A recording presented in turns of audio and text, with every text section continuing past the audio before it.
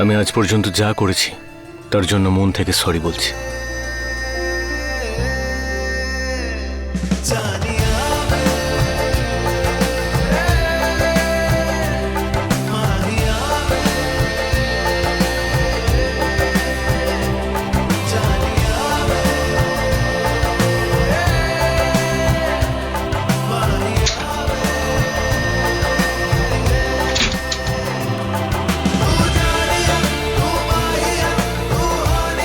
Good night.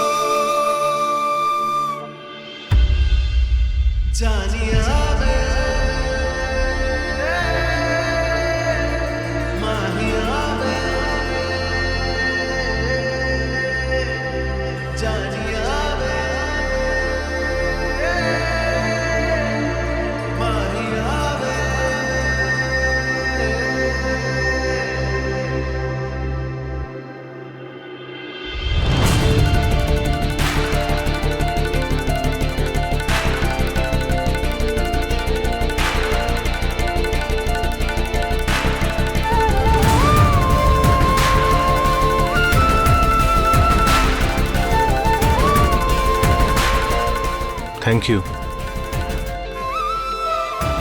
Good night.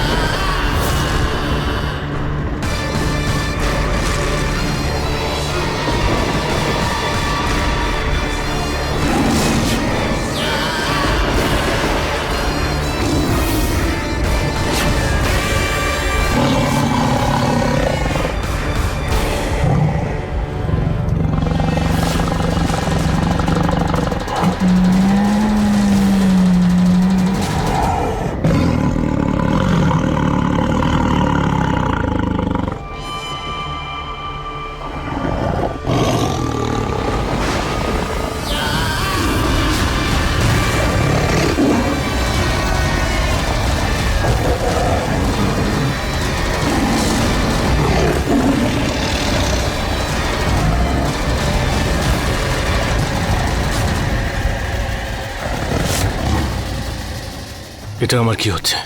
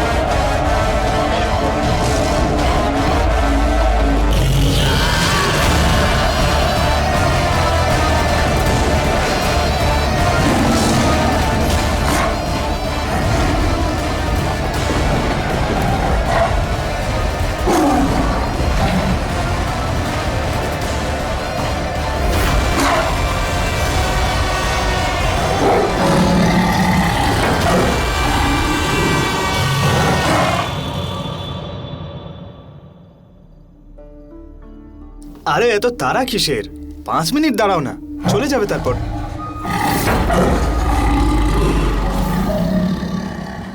ওই দেখো না।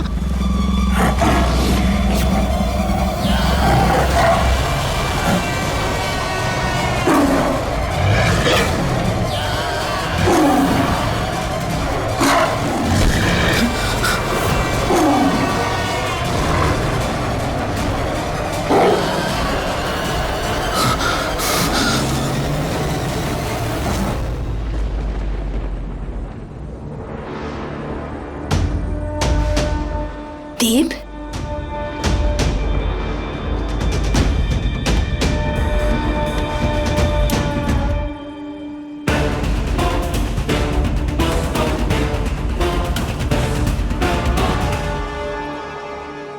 দেবের ফোনও এখানে।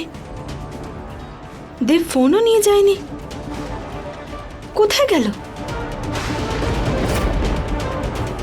আবার মোহিনী দেবের কোনো রকম ক্ষতি করার চেষ্টা করছে না তো?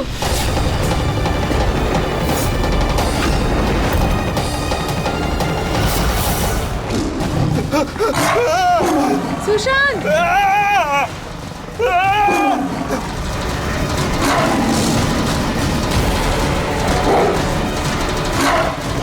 আরে আরে আবার কি? কোথায় গেল দেব? হে মহাদেব, আমার দেবকে তুমি রক্ষা করো, ওর যেন কোনো ক্ষতি না হয়। দেব,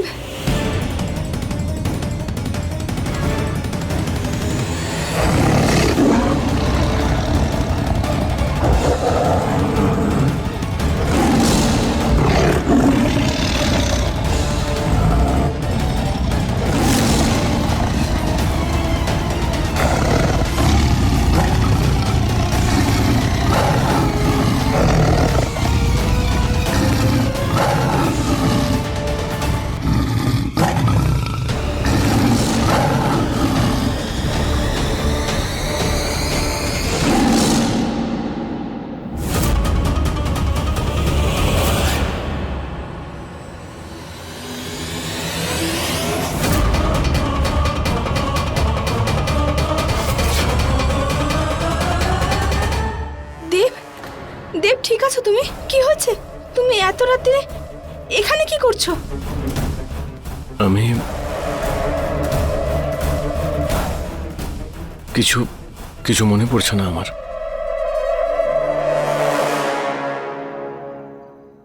এখানে কি করে এলাম? হয়তো ঘুমের মধ্যে হাঁটতে হাঁটতে চলে এসেছি এখানে। ঘুমের মধ্যে? দেব, দেব সাবধানে। দেব কি হয়েছে? হ্যাঁ, চোখ খোলো দেব, ওঠো দেব, চলো।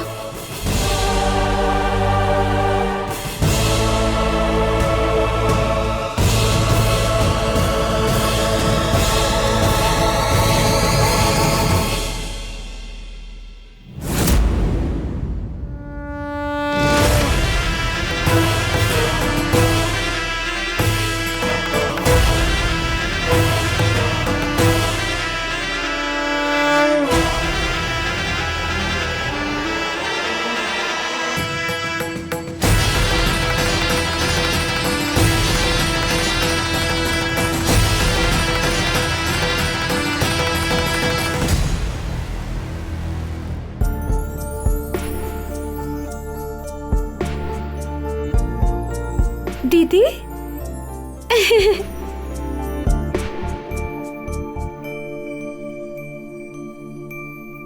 দিদি তোমার শক্তি ফিরে চলে এসেছে। আমাদের বিলাসবহুল দিন আবার ফিরে এসেছে। আমার শক্তির সাথে সাথে আমার দেবও চলে এসেছে আমার কাছে। ওই তো আমার সবকিছু, আমার নতুন দেব। জানো, ও কিন্তু আর আগের মতো নেই, কিন্তু ও তো আমার দেবী। হ্যাঁ, জামাইবাবু দিদির কাছে ফিরে এসেছে, এর থেকে ভালো খবর আর কি বা হতে পারে।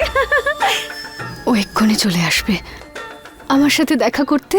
ও দিদি, আমিও না দেখতে চাই যে তোমার দেবকে অমন বড় একটা বাঘ হয়ে কেমন লাগছে।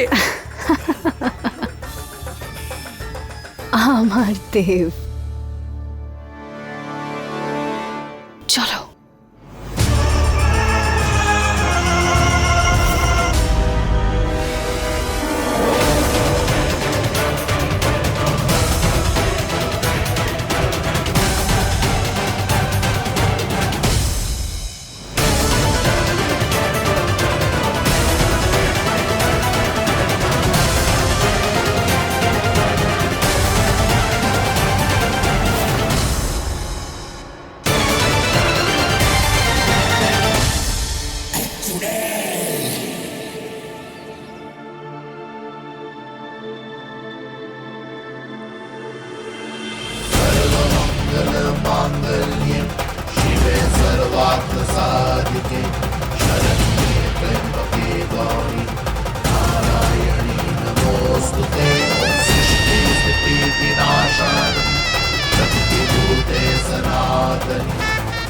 রূপা, আই লাভ ইউ।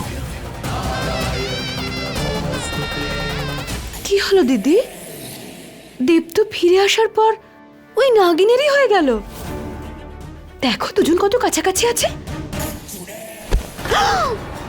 দেব শুধু আমার আর আমারই থাকবে, বুঝলে? Sorry sorry.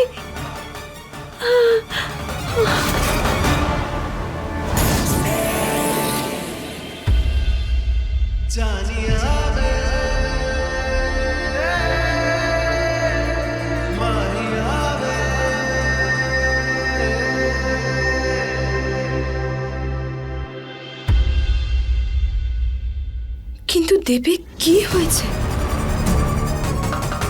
এটা নিশ্চয়ই মোহিনীর কোনো চাল। কিন্তু কি করে?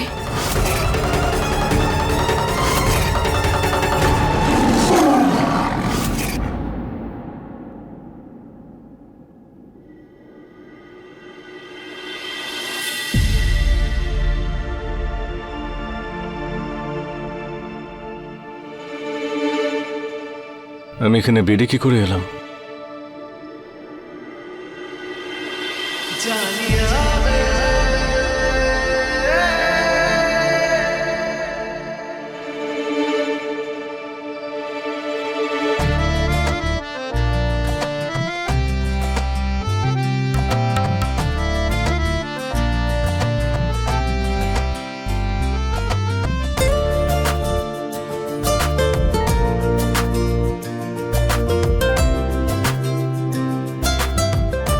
ঘুমের মধ্যে ওকে কতটা সুন্দর দেখায়।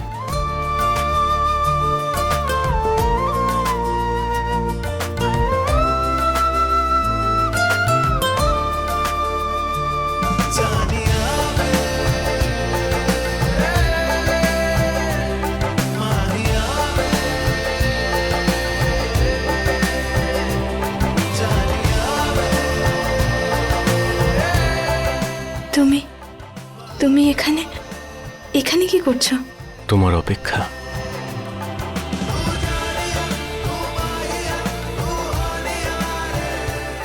একটু দাঁড়াও না, এরকম ভাবেই থাকো। খুব সুন্দর লাগছে তোমায়।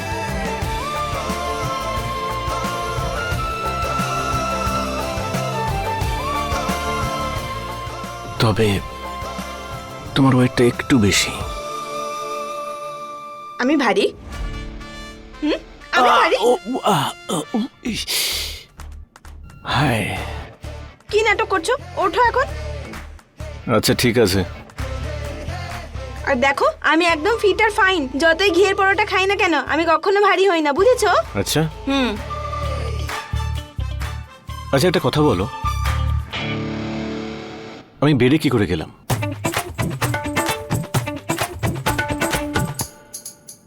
ও, আমি বেডে তোমায় বেশি বিরক্ত করিনি তো? কি বলছো? কি বলে যাচ্ছি তার মানেটা কি? জিজ্ঞাসা করছি তোমায়, বেডে কি করে পৌঁছলাম আমি। তুমি আবার আমাকে জড়িয়ে ধরোনি তো?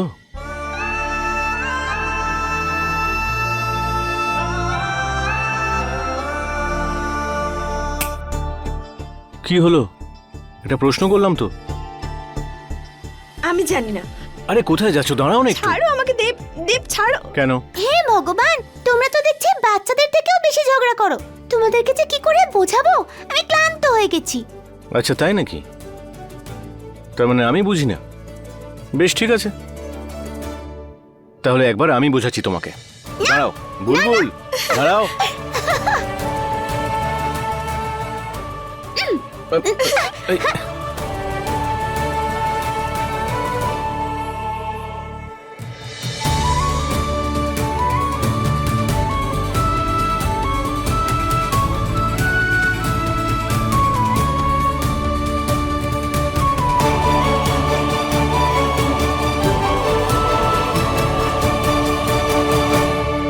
তোমার মাথা খারাপ হয়ে গেছে? কি হলো কি? তুমি কিছু বুঝতে পারছো? আজে বাজে কথা বন্ধ করো, যা খুশি বলো না। আমাদের সকলেরই একটাই উদ্দেশ্য, সকলে একসাথে শঙ্করের প্রাণ নিয়েছিলাম, তাই তুমি একা কোনো সিদ্ধান্ত নিতে পারবে না। আমার যা ইচ্ছে হবে আমি সেটাই করব, বুঝলে? ওই উদ্দেশ্যটা এখনো সফল হয়নি, বাকি আছে। আর আমার সাথে এভাবে কথা বলার চেষ্টা করবে না। ভুলে যেও না যে আমি মোহিনী, মোহিনী সবার থেকে শক্তিশালী, বুঝলে? আমি যা খুশি করতে পারি, তোমাকে শেষ করতে পারি।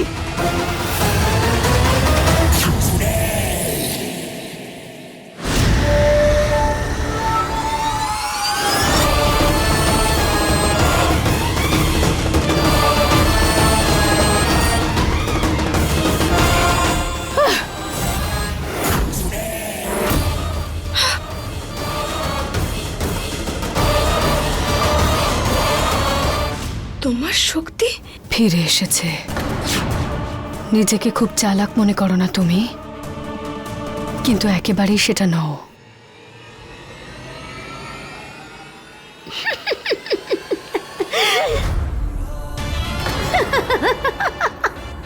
বোকা বানালাম, দারুণ মজা লাগলো। নিজের শক্তি ফিরে পাওয়ার জন্য দিদি নিজের ভালোবাসার বলি দেবে। ওর কাছে ওর শক্তি আবার ফিরে এলো কি করে? দেবকে বলি। কি হলো?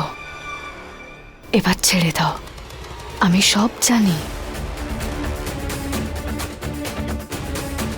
যে তুমি একটা নাগিন।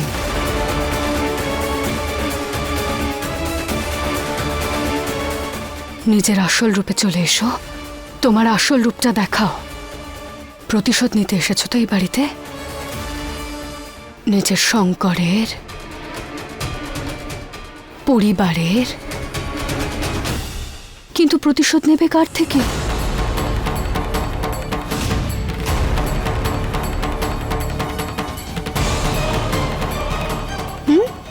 তুমি তো এটাও জানো না যে এই বাড়িতে তোমার শত্রু কে। আমি বলি? ঠিক আছে, বলে দিচ্ছি। নিজের শত্রুকে খুঁজে পেতে সুবিধা হবে।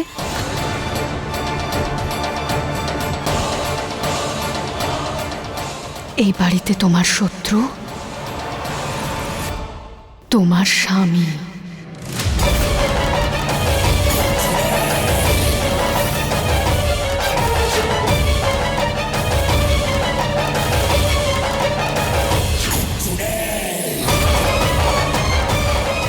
নিতে পারবে স্বামীর থেকে প্রতিশোধ? তোমার স্বামী যে তোমার শত্রু, সে কিন্তু আমার সবচেয়ে ভালো বন্ধু। কি দিদি, কেন ওদের দুজনের লাভ স্টোরিটা নষ্ট করছো? আমি কি করেছি? আমার প্রেম কাহিনী তো ও খারাপ করেছে আমাদের দুজনের মাঝখানে এসে।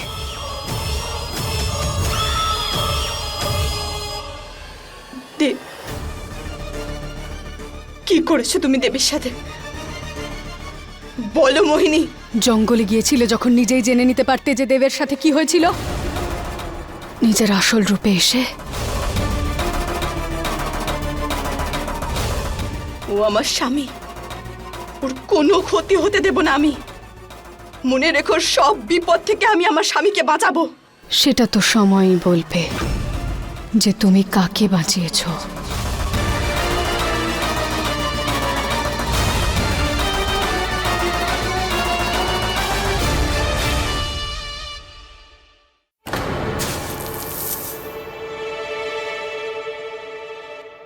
এই বাড়িতে তোমার শত্রু তোমার স্বামী।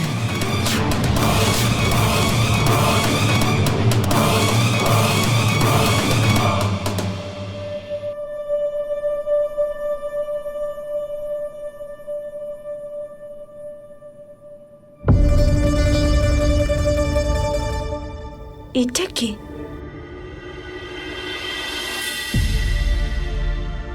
তাড়াতাড়ি তৈরি হয়ে নিচে এসো, আমি তোমার অপেক্ষা করছি। দেব,